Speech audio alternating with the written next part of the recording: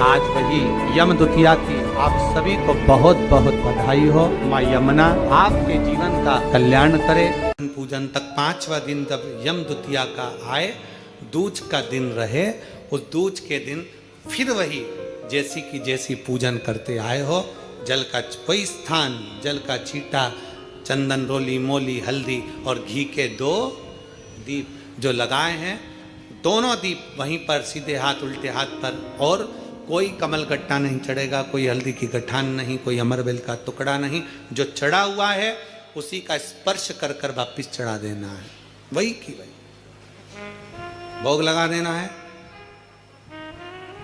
जो सिक्के तुमने रखे हैं उस सिक्के को हाथ में उठाना है, एक हल्दी की गठान, एक कमल गट्टा, एक अमरबेल का टुकड़ा, लाल वस्त्र में उसको बांध कर दिया साथ में लेकर, एक दीप वहीं लगा रहेगा, एक दीप साथ में लेकर जिस अलमारी में तिजोरी में आप रखने के लिए जाएं, उसी अलमारी तिजोरी के साइड में दीप को थोड़ी देर के लिए रखें। अपनी लाकर अलमारी खोलकर वो सिक्का जो पूजन करी है तुमने विराम के दिन की, 5वें दिन की, यम द्वितीया के दिन की, माता लक्ष्मी से प्रार्थना कर कर कुबेरेश्वर बाबा का नाम लेकर उसको अलमारी में तिजोरी में रख दो। जो दिया लगाया है उससे वहीं उसकी आरती उतार कर वापिस उस दिए को अपने रसोई घर में ले जाकर रख दीजिए, और दूसरा जो दिया भगवान के पास लगा हुआ है उसको लगे रहना। कोई दिया अखंड नहीं है, 2, 5 मिनट 10 मिनट जितनी देर वो जले उतनी देर जले। माता को प्रणाम करो, कुल देवता को प्रणाम करो, अपने घर के पूर्वजों को नमन कर कर, झोली पसार कर प्रणाम कर कर कहना, बाबा हमने 5 दिन की, हे कुबेरेश्वर बाबा हमने 5 दिन की कुबेर लक्ष्मी पूजन करी है, ऐसा भंडार भरना बाबा कि तेरी कृपा हो और हमारे घर में सुख समृद्धि वैभव हो। ऐसी 5 दिवसीय पूजन है। शिव महापुराण के अनुसार लक्ष्मी पूजन की महत्व, लक्ष्मी पूजन की लक्ष्मी पूजन में प्रसाद, फल आदि जो सामग्री रहती है घर के लोगों को प्रसाद के रूप में पाना चाहिए। जो सामग्री आप बाबा को समर्पित करते हो, लक्ष्मी माता को समर्पित करते हो, प्रयास करो। कार्तिक महीने की शुक्ल पक्ष की ये पावन द्वितीया तिथि, जिसको यम द्वितीया भाई दूज भी कहते हैं, हिंदू धर्म के अनुसार बहन और भाई के प्रेम की उदारता को प्रकट करने वाली, वात्सल्यता को प्रकट करने वाली, प्रेम को दर्शाने वाले 2 त्यौहार हिंदू धर्म में बहन और भाई के लिए प्रबल हैं महाराज। पहला श्रावण के महीने में पड़ने वाली श्रावण की पूर्णिमा, जिस दिन रक्षाबंधन का त्यौहार मनाया जाता है। हमारे हिंदू धर्म में ये त्यौहार भी भाई और बहन को समर्पित है। और दूसरे नंबर का ये पावन त्यौहार जो दीपावली के गोवर्धन पूजन के बाद में दीपावली के दूसरे दिवस में मनाया जाता है, द्वितीय दिवस में मनाया जाता है, जिसको यम द्वितीया कहते हैं, जो यम की कैद से छुड़ाने वाली है। बहन और भाई का संबंध क्या है? केवल एक यमुना मैया और यमराज से ही हमें सीखना नहीं है, हमें भगवान ओघड़दानी, त्रिकालदर्शी, कैलाशी शिव और माता क्षिप्रिया से भी सीखना है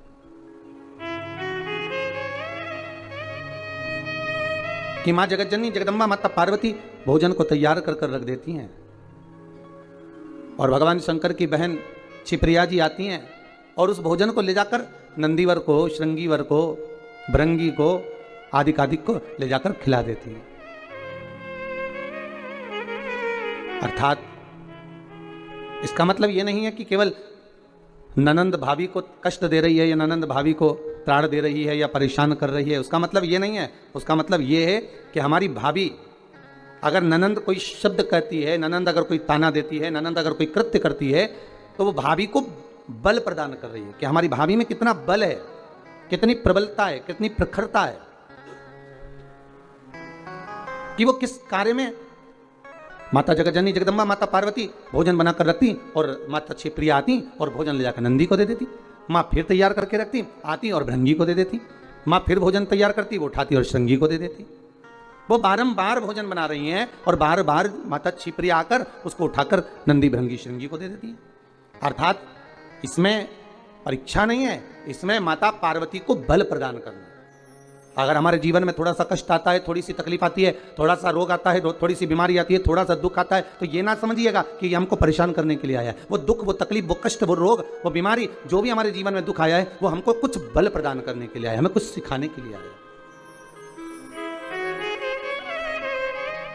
महाराज, संसार का कोई मानव, हमारे अपने संबंधी हो, रिश्तेदारों, नातेदारों, कुटुंब वाले हो, कबीले वाले हो, ये अगर हमको कुछ कह रहे हैं, हमको कुछ ताने दे रहे हैं, हमको अपशब्द कर रहे हैं, या हमारे ऊपर कमेंट्स कर रहे हैं, हमारे ऊपर कुछ कह रहे हैं, तो ये हमको बल प्रदान कर रहे हैं, हमको सिखा रहे हैं।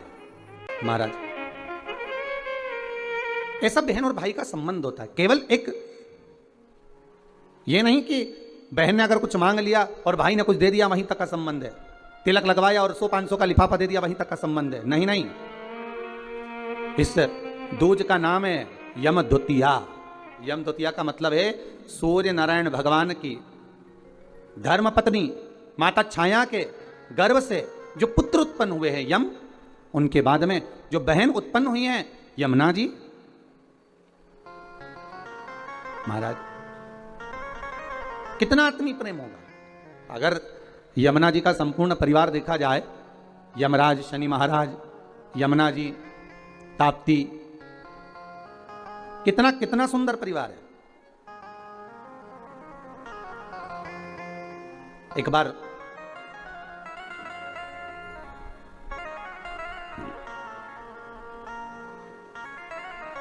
एक मुखिया जी ठाकुर जी की सेवा में लगे हुए थे, और ठाकुर जी की सेवा में लगे लगे मुखिया जी भगवान से रोज लाड़ लड़ाते, ठाकुर जी का रोज श्रृंगार करते, ठाकुर जी को नए नए वस्त्र आभूषण धराते, सुंदर सामग्री सिद्ध करके भगवान को सामग्री धरा देते, बड़ा सुंदर साज सजाते। एक बार मुखिया जी की ग्रह दशा पर 7.5 आ गया, और मुखिया जी की ग्रह दशा पर जब 7.5 आया, शनि जब लगा, अब मुखिया जी कष्ट में हो गए, परेशान हो गए, बड़े दुखी हो गए, आए दिन बड़े कष्ट में रहते। एक दिन मुखिया जी की आंखों में जब जल भर गया, नैनों में जल भर गया, तब श्री ठाकुर जी महाराज स्वयं प्रकट होकर पूछे, क्यों मुखिया जी आज आपके नैनों में जल भरा हुआ है, बात क्या है? शास्त्र कहता है, शिव महापुराण की कथा कहती है, जब आप शंकर भगवान पर जल चढ़ाएं या ठाकुर जी से लाड़ लड़ाएं, ठाकुर जी की सेवा करें, ठाकुर जी की अर्चना करें, पाठ करें, पूजन करें, ठाकुर जी का स्नेह लड़ाएं, उस समय पर श्रृंगार करते समय, पूजन करते समय, सेवा करते समय, भगवान की आराधना करते समय आपकी आंखों में जल नहीं होना चाहिए। भगवान की अर्चना करते समय जल क्यों आया, किस लिए? उस जल की महत्वता क्या? और महाराज मुखिया जी बोले, ठाकुर जी समझ में नहीं आ रहा, आज तो शरीर में कष्ट बहुत है और मन में मानसिक टेंशन बहुत है। बाबा बोले, क्यों चिंता करते हो? झारी जी में से यमुना जी को प्रकट करा मेरे ठाकुर जी ने, और यमुना जी को प्रकट कर मेरे ठाकुर जी बोले, यमुना आज आप मुखिया जी जब झारी जी भर रहे थे, आपका श्रृंगार कर रहे थे, ऊपर से वस्त्र उड़ा रहे थे, तब आपको मन में है कि आज मुखिया जी के नैनों में जल भरा हुआ है? यमुना जी बोली, ठाकुर मेरे को मालूम है कि आज मुखिया जी के नैनों में जल है, और क्यों है वो भी मैं जानती हूं। जानती हो? हाँ, क्यों जले? तो कहा, जल होने का केवल एक कारण है कि मेरे भाई शनि की दृष्टि मुखिया जी पे पड़ गई। ओहो, 7.5 वर्ष तक रहेगी।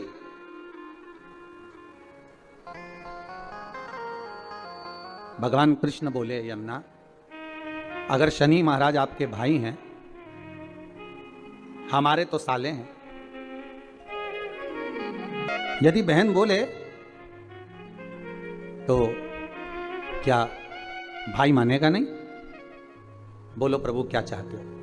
बस जाओ और शनि महाराज से कहो, जो ठाकुर जी से लाड लड़ाए, जो भगवान की सेवा में डूबा रहे, जो भगवान की भक्ति में सदा डूबा रहे, उस पर कभी न 7.5 लगे न ढैया लगे।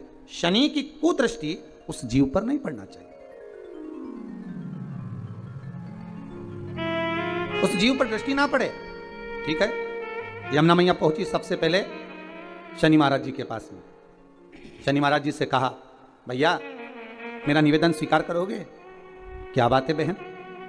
बस मैं चाहती हूं कि जो लाडले की सेवा करे, जो ठाकुर जी की सेवा करे, जो भगवान की भक्ति में डूबा रहे, उस पर आपकी दृष्टि नहीं पड़े।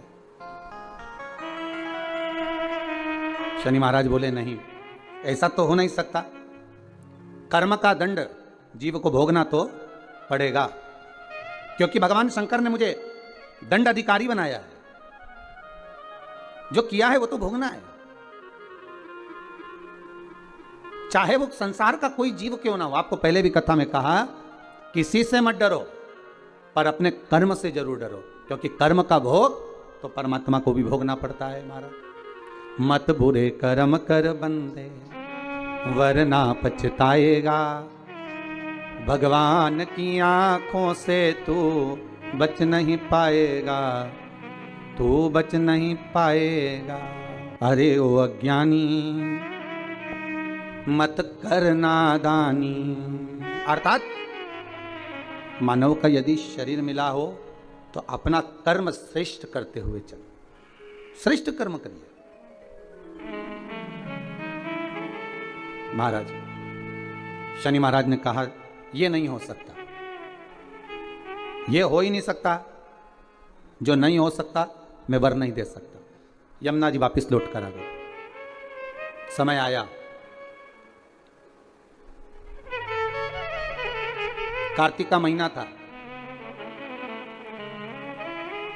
यमुना जी इससे पहले शनि महाराज के पास बारंबार जा चुकी हैं। यमराज के पास भी यमुना जी कई बार जा चुकी है, बार बार विनती कर चुकी है, पर मानते ही नहीं।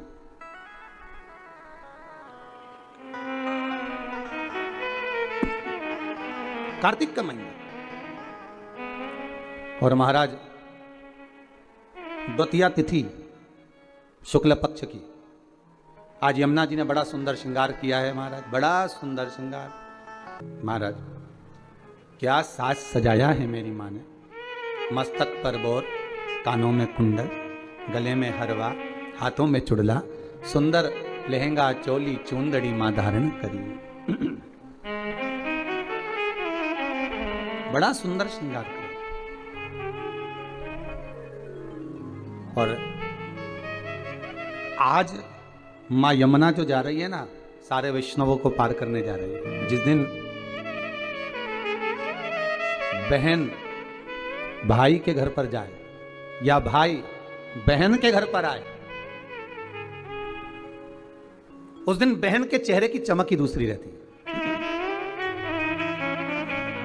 हम भाइयों के चेहरे की चमक तो नहीं कह सकते, पर बहनों के चेहरे की चमक कह सकते हैं कि बहन मायके आए या भाई बहन के घर जाए, इन दोनों में बहन के चेहरे की चमक ही दूसरी होती है। और केवल एक बात याद रखिएगा, यमुना मैया केवल अपने कार्य के लिए नहीं जा रही हैं यमराज के पास में, शनि महाराज के पास में। यमुना मैया केवल अपने कार्य के लिए नहीं, कई वैष्णव, हजारों वैष्णव तार दिए, जय जय यमुना मैया। कई पापी पार उतार दिए, जय जय यमुना। केवल अपने कार्य के लिए यमुना जी नहीं जा रही। यमुना जी जा रही हैं संपूर्ण भूमंडल के उद्धार के लिए। सारे देवी देवता के चरणों का दर्शन अगर आप करेंगे तो सबके चरण एक साथ दर्शन होंगे, पर यमुना जी के चरण का यदि आप कभी दर्शन करेंगे तो यमुना जी का चरण एक आगे एक पीछे है। क्यों? क्योंकि यमुना हर पल, हर घड़ी, हर क्षण दौड़ती हुई नजर आ रही है वैष्णवों को जोड़ने के लिए, भक्तों को जोड़ने के लिए।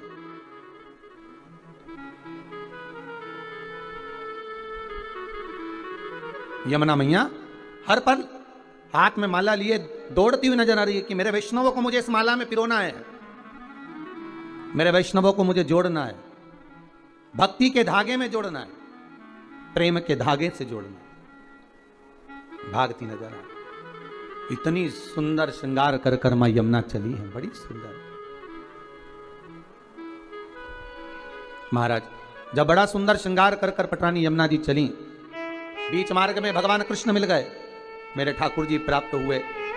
ठाकुर जी ने पूछा, यमुना कहाँ जा रही हो? यमुना जी कह रही हैं, उस दिन गई थी शनि महाराज के पास में पर वर प्राप्त नहीं हुआ था। आज कुछ ऐसा करने जा रही हूं जिससे मेरे दोनों भाई मेरे दरवाजे पर आकर मुझे वर देकर जाएंगे, ये मुझे विश्वास है। आपको पहले भी कथा में कहा, अगर मनुष्य का विश्वास प्रबल है, भाव प्रबल है, आस प्रबल है, विश्वास प्रबल है, तो यह पक्का है कि भगवान आता जरूर है। भगवान भाव प्रबल है, इसलिए भक्ति के बल पर विदुर जी महाराज के यहाँ आकर केले के छिलके खा लेते। भाव प्रबल है, भक्ति प्रबल है, इसलिए शबरी अम्बा के दरवाजे पर जाकर झूठे बेर खा लेते हैं। भाव प्रबल है, भक्ति प्रबल है, इसलिए कर्मा जी के घर पर जाकर खिचड़ी खा लेते हैं। आज स्वयं यमुना जी को देखे तो भगवान कह रहे हैं कि कहाँ जा रही हो यमुना, इतना श्रृंगार कर कर। यमुना जी कहती हैं, प्रभु मैं मेरे दोनों भाइयों को निमंत्रण देने जा रही हूँ। निमंत्रण किस चीज का? मेरे धाम में ब्रजमंडल में मैं उनको बुलाऊंगी। ब्रजमंडल में बुलाओगी? क्यों? यमुना जी कह रही है, मैं भूमंडल पर ब्रजमंडल में मेरे शनि महाराज और यमराज दोनों को बुलाऊंगी। दोनों भाई आएंगे। क्यों? तो के भोजन करने। हो द्वारकाधीश कहे, भगवान कृष्ण बोले, ठाकुर जी बोले, ओ यमुना वो तेरे भाई हैं, मालूम है तेरे को? वो यमराज, वो शनि महाराज कहां तेरे यहां आएगा? यमुना जी बोली, हर बार मैं मेरे भाइयों के यहां जाती हूं, जितने ही बार मौका मिलता है मैं अपने भाइयों के घर में अपने मायके जाती हूं, पर इस बार मैं निमंत्रण देने जा रही हूं कि आपको मेरे यहां आना पड़ेगा, आपको मेरे यहां पहुंचना पड़ेगा।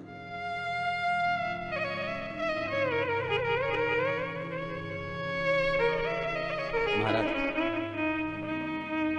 यमदूतिया की कथा कहती है, बहन और भाई का संवाद कहता है। एक बूढ़ी मां के 7 पुत्र, 1 पुत्री, और श्राप लगा था उस बूढ़ी मां के यहां कि तेरे घर में जितने बेटे हैं इनका जब विवाह होगा तो इनको सांप डसेगा, इसको मरना पड़ेगा। बहन बड़ी दुखी है।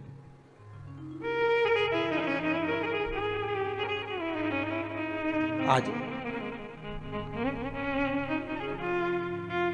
6 भाइयों को सांप डस चुका था। 6 भाभियां विधवा हो चुकी थी, बेदब्य हो गई थी। केवल एक भाई बचा। मां ने कहा, बेटा बहन के घर चले जाओ, दूज का तिलक लगवा कर आओ। जाओ। भाई जाए। बहन को सूचना मिली कि मेरा भाई आ रहा है और एक ही भाई बचा है, अब तो शादी होती है सांप डस लेता है, क्या करूं? भाई का आदर करा, सत्कार करा, सम्मान करा। भाई गया, बहन प्रसन्न हुई, पर चिंता एक ही व्याप रही थी कि एक भाई बचा है और उसको भी सांप डसेगा विवाह में। आया समय, शादी पक्की हो गई, विवाह पक्का हो गया, पर मां को भी चिंता और बहन को भी चिंता कि सांप आएगा और उसको डसेगा शादी में। बस विवाह होकर आती है बहू और सांप डस लेता। बहन के मन में जब भाव प्रकट हो गया तो विवाह का दोष मिटाया कैसे जाए? मन में आ गया, एक काम करती हूं, जहां मेरा भाई जाएगा, भाई का जहां पूजन होगा उस जगह पर सबसे पहले पूजन बहन का होगा। बहन भाई का स्वरूप धारण कर कर चली।